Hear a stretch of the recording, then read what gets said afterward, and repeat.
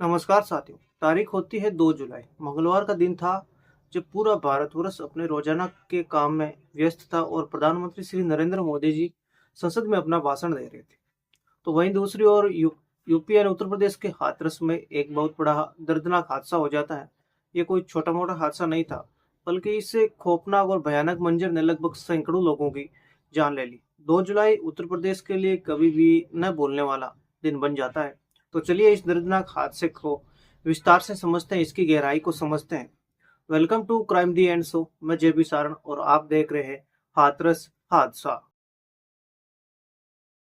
उत्तर प्रदेश के हाथरस में एक गांव पड़ता है फुलरे।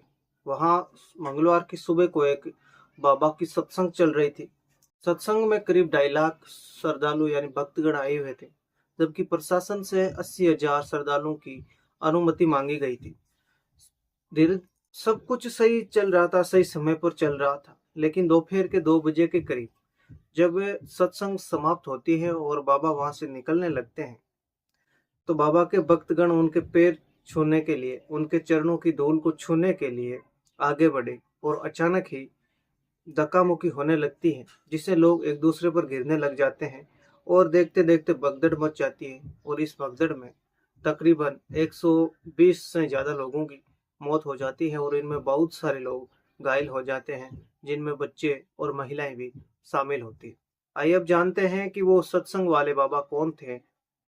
भोले बाबा उर्फ नारायण साकार हरि, जिनका असली नाम सूरजपाल है, जो उत्तर प्रदेश के कांसीराम नगर यानी कासगंज के पटियाली तहसील में बहादुर नगर नगर गांव से ताल्लुक रखते हैं, लेकिन अपने भक्तों के बीच बाबा नारायण साकार हरि के नाम से जाने जाते हैं। सूरजपाल उर्फ भोले बाबा सत्संग करने से पहले उत्तर प्रदेश पुलिस में भी अपनी सेवाएं दे चुके थे और करीब 18 साल तक यूपी पुलिस के खुफिया विभाग यानी लोकल इंटेलिजेंस यूनिट, जिसे एलआईयू भी कहा जाता है, वहां पर अपनी सेवाएं दे चुके थे। बाबा की पोस्टिंग उत्तर प्रदेश के कई थानों के अलावा इंटेलिजेंट यूनिट में भी थी, लेकिन बाबा ने लोगों को बता रखा था कि वो आईबी यानी इंटेलिजेंस ब्यूरो के एक पूर्व कर्मचारी हैं। साल 1998 में वो अपनी सेवा से स्वैच्छिक सेवानिवृत्ति यानी वीआरएस ले लेते हैं और एक दिन अचानक सूरजपाल ऐलान करते हैं कि उनका भगवान से साक्षात्कार हो गया। ईश्वर की प्रेरणा से उन्होंने ये जान लिया कि ये शरीर उसी परमात्मा का अंश है। बस तभी से खुद को अध्यात्म का सेवक बताकर उन्होंने लोगों को ज्ञान बांटने का धंधा शुरू कर दिया। भोले बाबा अपने गांव में झोपड़ी बनाकर रहते हैं और उत्तर प्रदेश के अलावा आसपास के कई राज्यों में घूमकर लोगों को भगवान की भक्ति का पाठ पढ़ाते हैं।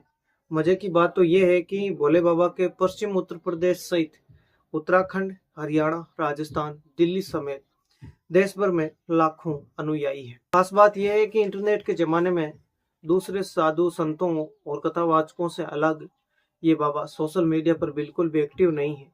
बाबा का कोई भी आधिकारिक अकाउंट भी किसी भी सोशल मीडिया प्लेटफॉर्म पर नहीं है। एक खास बात और जो बाबा को अन्य लोगों से, अन्य कथावाचकों से अलग करते हैं और उनके रीति रिवाजों से भी अलग करते हैं, और वो है भोले बाबा की 3 पीस सूट प्रवचन देते हैं। सफेद रंग का सूट और टाई पहनते हैं, यानी कि वो अन्य बाबाओं की तरह भगवा जैसे कपड़े नहीं पहनते। सत्संग के दौरान उनके साथ उनकी पत्नी हमेशा मौजूद रहती हैं। इन सब के अलावा बाबा पर यौन शोषण के भी कई मामले दर्ज हैं। उत्तर प्रदेश के पूर्व डीजीपी थे होते हैं वो विक्रम सिंह। उन्होंने बताया कि सूरजपाल पर यौन शोषण समेत कई आपराधिक मामले भी दर्ज हैं। 2 साल पहले जब देश में कोरोना की लहर चल रही थी, उस समय यूपी के फरुखाबाद में मई 2022 को भोले बाबा का सत्संग का आयोजन किया जाना था।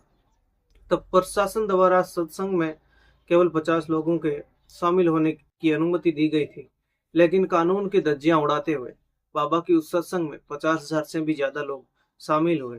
ठीक ऐसा ही हाल हुआ यहाँ सिकंदरा राव थाना इलाके के फुलरई गांव में देखने को मिलता है, जहां भगदड़ में मरने वालों की संख्या 120 से भी ऊपर बढ़ती जा रही।